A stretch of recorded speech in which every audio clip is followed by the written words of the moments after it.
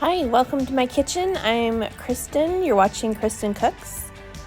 Tonight is warm, comforting soup night, so stick around.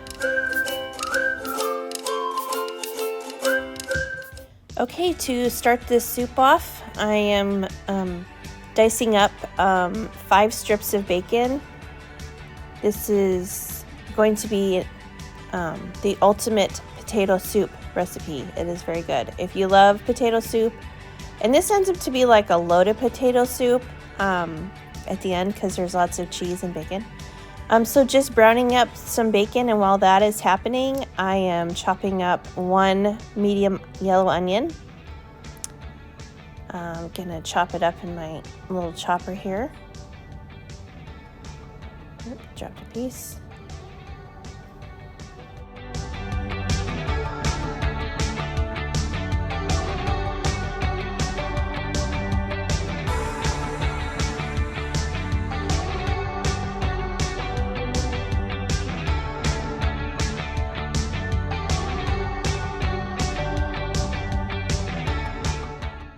Okay, and then we have 2 pounds of Yukon Gold potatoes. I'm just cutting them into discs and then cutting them to sticks and then finally dicing them up into cubes. Just trying to not cut them up too big because then they'll just take longer in the soup. And I mean longer to soften in the soup. And dinner will just take too long. Okay, and then 3 cloves of garlic is next, just mincing them up.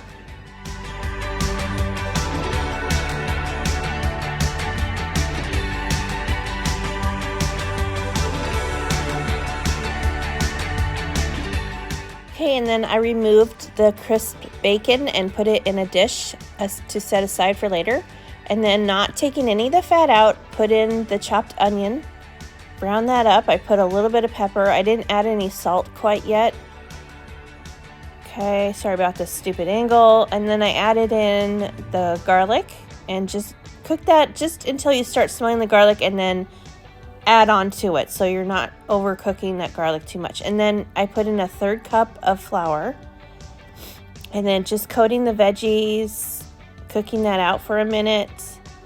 And now it is time to add the potatoes. Yep. And the Yukons are better to use in this recipe because russets are really starchy and they'll make your soup just a little bit too gummy and just off. So don't use russets in this. Use the golds. Okay, and then I have 4 cups of chicken broth. 2 cups of milk, I used 2%, and then 2/3 cup of heavy cream. I didn't have whole milk or I would have used that in place of the 2%, but hey, it was still good. You never would have known. Okay, and then the seasoning, we have 1.5 teaspoons of salt right here, and then a teaspoon of black pepper, and then ancho chili powder. I just used 1/4 teaspoon. I maybe could have used a little bit more because I don't think I could really taste it in there, but it was good. It was fine. Whatever. Just mix it up. And then you put the lid on it, bring it to a boil, and then let it go for like 10 or 15. Okay, and then I'm just stirring here, showing you what it looks like. Potatoes aren't quite done at this point. You'll be able to tell when they're close to being done because they'll be paler in color and they'll just look softer to the eye. And then at that point, just take a little bit out and test it like I'm doing here. Stupid angle again, and then just kind of poke it with a fork, and if it easily comes in and out of the potato, you don't have to use your finger to assist it. It's done. Very good. Actually, this soup doesn't take that long to cook. I forgot about that. Okay, and then you can usually puree like half of it in your blender, or I have an immersion blender here, or a stick blender.